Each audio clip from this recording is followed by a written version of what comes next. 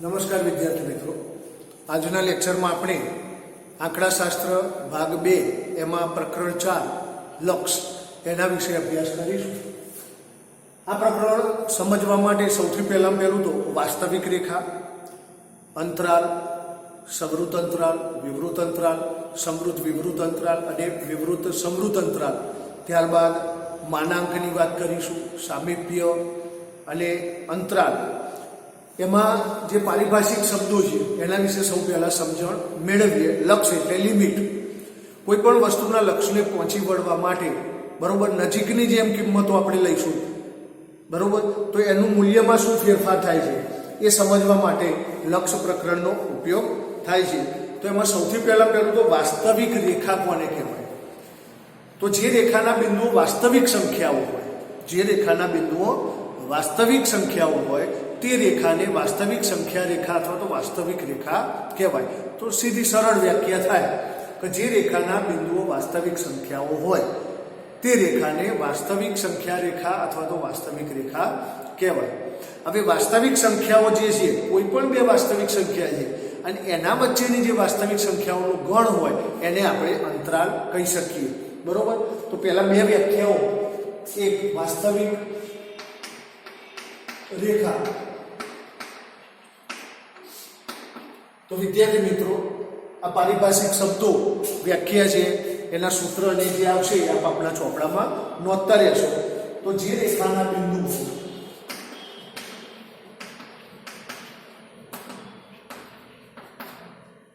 વાસ્તવિક સંખ્યાઓ હોય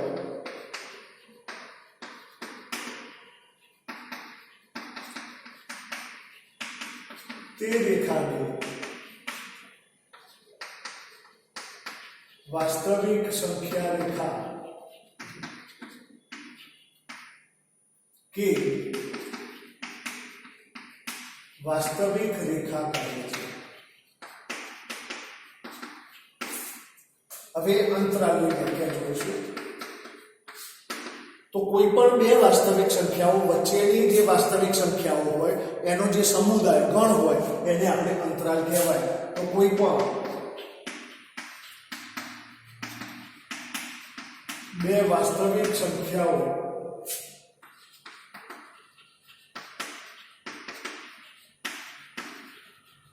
વચ્ચેની વાસ્તવિક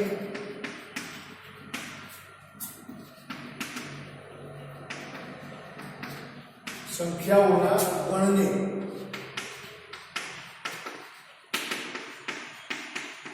અંતરાલ કહે છે.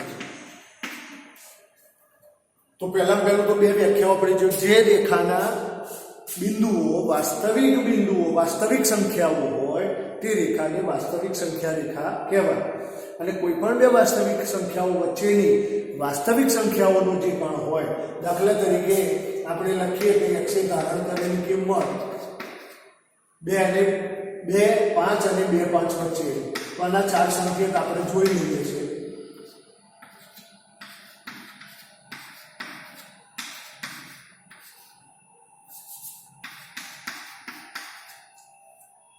તો વિદ્યાર્થી મિત્રો, હવે અંતરાલના પ્રકારો સમજવા આપણે પ્રયત્ન કરીશું. અહીંયા x એ ધારણ કરેલી કિંમત 2, 5 અને 2 તથા 5 વચ્ચેની તમામ, 2 નો સમાવેશ થતો હોય, 5 નો થતો હોય, એટલે કે 2 ને સમાવતી, 5 ને સમાવતી તથા 2 અને 5 વચ્ચેની તમામ. તો આને કહેવાય સમૃદ્ધ અંતરાલ. સમૃદ્ધ અંતરાલ બંને કિંમતોનો સમાવેશ થતો હોય છેડાને. અહીંયા જોઈ શકીએ છીએ 2 ને સમાવતી પરંતુ 5 ને નહીં સમાવતી તથા 2 અને 5 વચ્ચેની તમામ. તો અહીંયા સમૃદ્ધ અને વિવૃત છે. પહેલા સમૃદ્ધ છે તો બીજામાં વિવૃત છે, એટલે કે 5 નો સમાવેશ થતો નથી. એ જ રીતે 2 અને 5 ને નહીં સમાવતી પરંતુ 2 અને 5 વચ્ચેની તમામ હોય તો એને વિવૃત અંતરાલ કહેવાય. તો અહીંયા 3, 4 નો સમાવેશ થશે. અહીંયા 2, 3, 4 નો સમાવેશ, 2, 3, 4, 5 નો સમાવેશ થાય. હવે અહીંયા જોઈશું 2 ને નહીં સમાવતી પરંતુ 5 ને સમાવતી તથા 2 અને 5 વચ્ચેની તમામ સંખ્યાઓનું ગણ. તો અહીંયા 3, 4 અને 5 આવશે. તો અહીંયા 2 વિવૃત છે, વિવૃત અને સમૃદ્ધ અંતરાલ. હવે આને સંકેતમાં જો દર્શાવવા હોય તો સમૃદ્ધ અંતરાલને આ રીતે મોટા કૌંસ વડે 2 5 સમૃદ્ધ હોય ત્યાં મોટો કૌંસ 2 5 એટલે નાનો કૌંસ 2 અને 5 નો સમાવેશ તો નાના કૌંસમાં 2 5 અને અહીંયા વિવૃત સમૃદ્ધ હોય તો 2 5 તો આ સંકેત પરથી આપણને ખ્યાલ આવશે. તો વિદ્યાર્થી મિત્રો સૌથી પહેલું તો આપણે 4 અંતરાલ જે એના પ્રકારો છે એની વ્યાખ્યાઓ લખી દઈશું.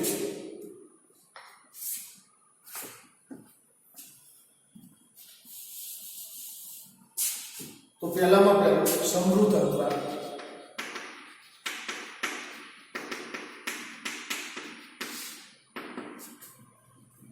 જો A belongs to R, B belongs to R અને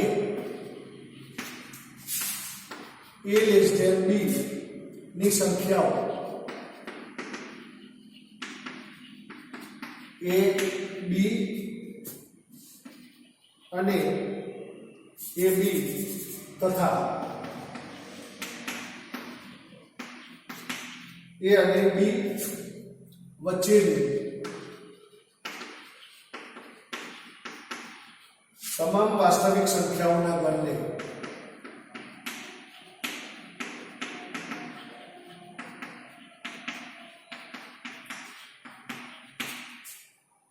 સમૃદ્ધ અંતરાલ કહે છે.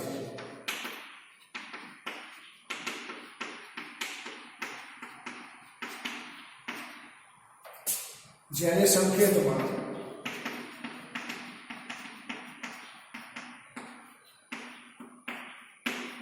AB વડે દર્શાવાય છે.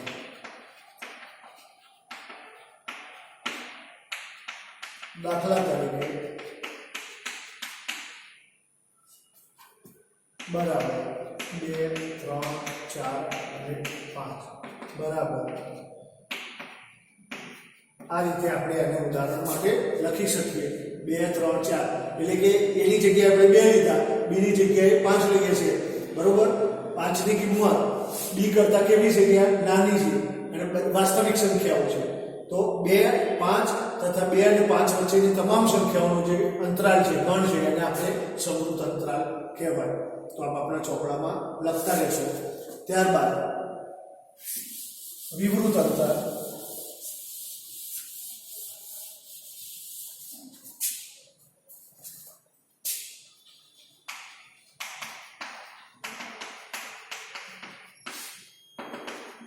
ફરીથી આટલે સુધી તો આપણે એમને એમ જ લખવાનું છે. જો A belongs to R, B belongs to R અને A less than B તો A અને B ને નહીં સમાવતું.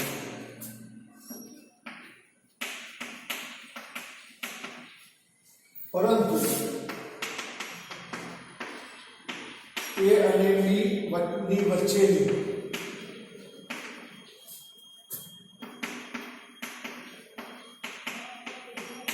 તમામ વાસ્તવિક સંખ્યાઓના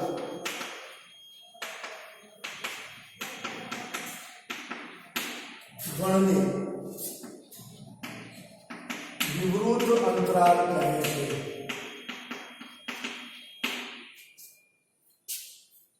જેને સંકેતમાં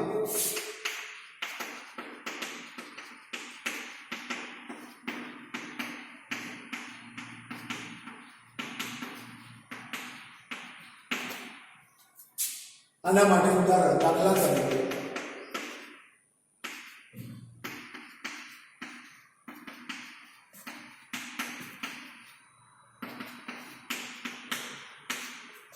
આપ જોઈ શકો છો 2 અને 5 ને નહીં સમાવતું, 2 અને 5 ને નહીં સમાવતું, પરંતુ 2 અને 5 વચ્ચેની તમામ વાસ્તવિક સંખ્યાઓનો ગણ એને વિવૃત અંતરાલ કહે છે. સંકેતમાં સ્મોલ કૌંસમાં AB વડે દર્શાવાય છે.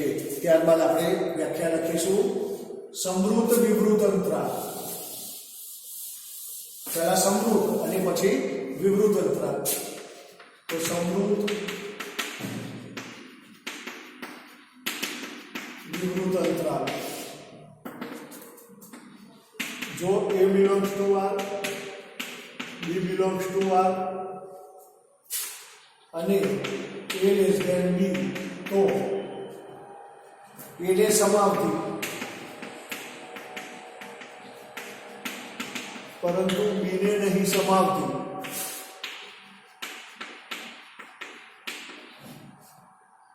તથા a અને b વચ્ચેની તમામ વાસ્તવિક સંખ્યાઓના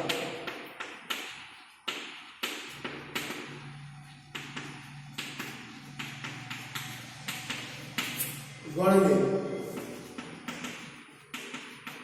સમૃદ્ધ વિવૃત અંતરાલ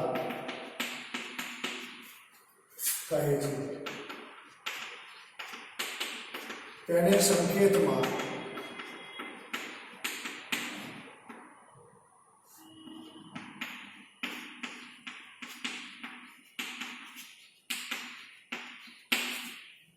દાખલા તરીકે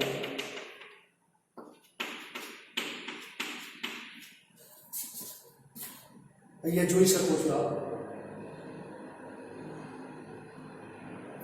એને સમાવતી એટલે કે બી ને બે ને સમાવે છે પરંતુ 5 ને નહીં સમાવતી, 2 ને સમાવતી, 5 ને નહીં સમાવતી તથા 2 અને 5 વચ્ચેની તમામ સંખ્યાઓનો જે ગણ 2, 3 અને 4 બરાબર 2, 5 તો એને સમૃદ્ધ વિવૃત અંતરાલ કહે છે. હવે ચોથો પ્રકાર વિવૃત સમૃદ્ધ અંતરાલ.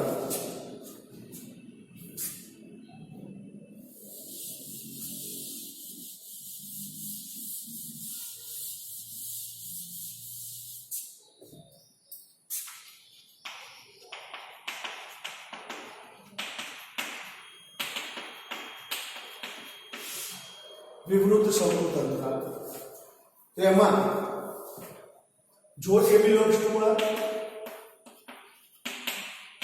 b belongs to R અને a less than b તો a ને નહીં સમાવતું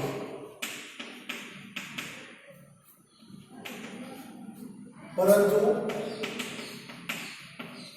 b ને સમાવતી તથા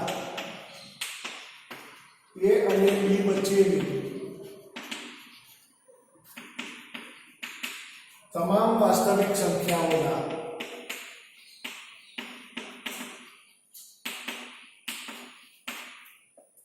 ગણને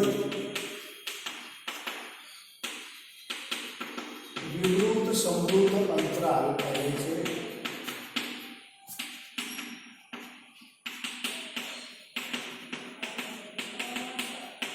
તેને સંકેતમાં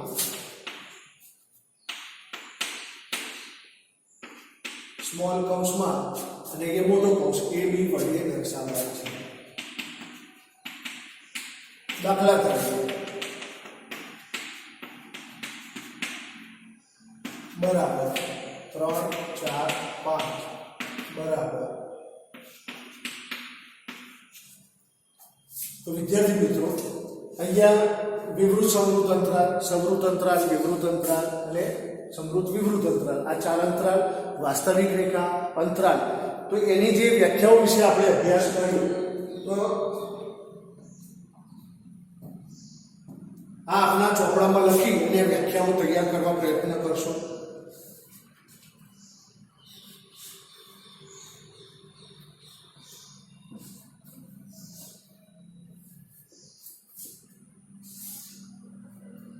હવે આપણે નેક્સ્ટ મુદ્દો આપણો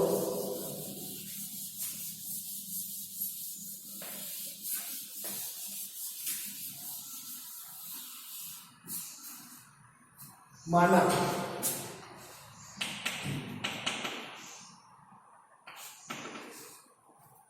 ત્યારબાદ સામીપ્ય અને અંતરાલ સ્વરૂપમાં આપણે દર્શાવવા માટે તો અહીંયા મુદ્દા લખીએ તો માનાકમાં ધનનો માનાક ધન જ થાય. વાસ્તવિક સંખ્યાનો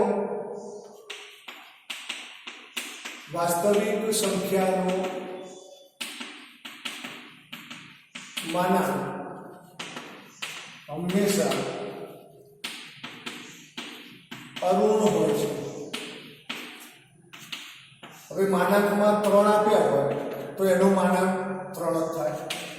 ઋણ 3 આપ્યા હોય તો પણ 3 થશે. શૂન્યનો માનાંક 0 થાય, એટલે કે ધનનો ધન માનાંક, ઋણનો ધન થઈ જાય અને શૂન્યનો શૂન્ય માનાંક રહે. હવે માનાંકનું સૂત્ર શું તો x minus a less than delta. આ ડેલ્ટાની નિશાની છે. x minus a less than delta. તો માનાંકમાં x માઇનસ a, તો માનાંકનું સૂત્ર છે. તો અહીંયા રકમ આપેલી હોય કીધું હોય માનાંકમાં ફેરવું તો x minus a less than delta. તો વિદ્યાર્થી મિત્રો આ સૂત્ર 10 વખત લખી તૈયાર કરશો. ત્યારબાદ આપણો મુદ્દો આવશે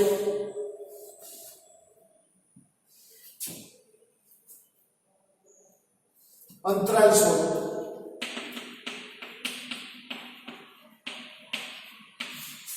અંતરાલ સ્વરૂપમાં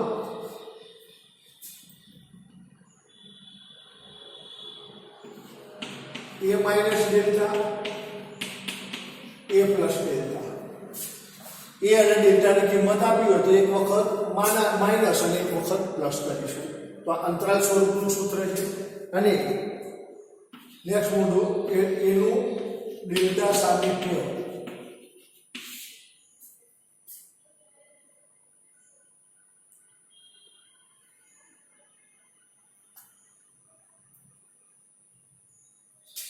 તો પહેલા તો સૌથી પહેલા એનું સામિપ્ય સમજીએ. એનું સામિપ્ય તો ધારો કે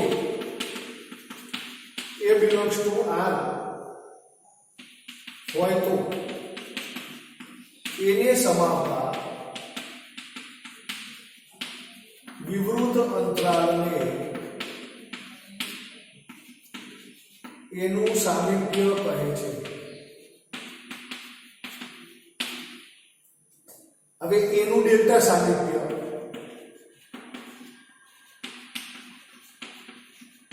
તો વ્યાખ્યાઓ એક એક ગુણમાં આપણને પૂછી શકાય. જો a belongs to R અને ડેલ્ટા એ અનુરૂણ વાસ્તવિક સંખ્યા હોય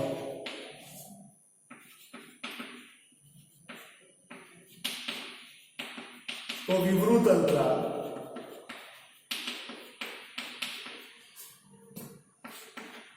a minus delta, a plus delta ને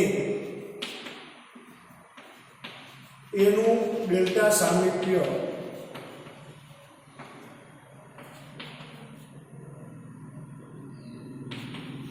કહે છે. તેને સંકેતમાં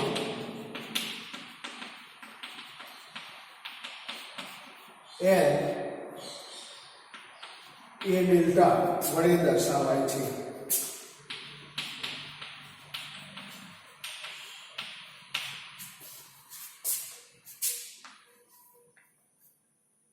તો વિદ્યાર્થી મિત્રો અહીંયા માનાંક સ્વરૂપ, અંતરાલ સ્વરૂપ અને એનું ડેલ્ટા સામિપ્ય એટલે આપણે n એ ડેલ્ટા વડે દર્શાવાય. તો અહીંયા 3 સૂત્ર યાદ રાખીશું. સૂત્ર એક માનાંક સ્વરૂપમાં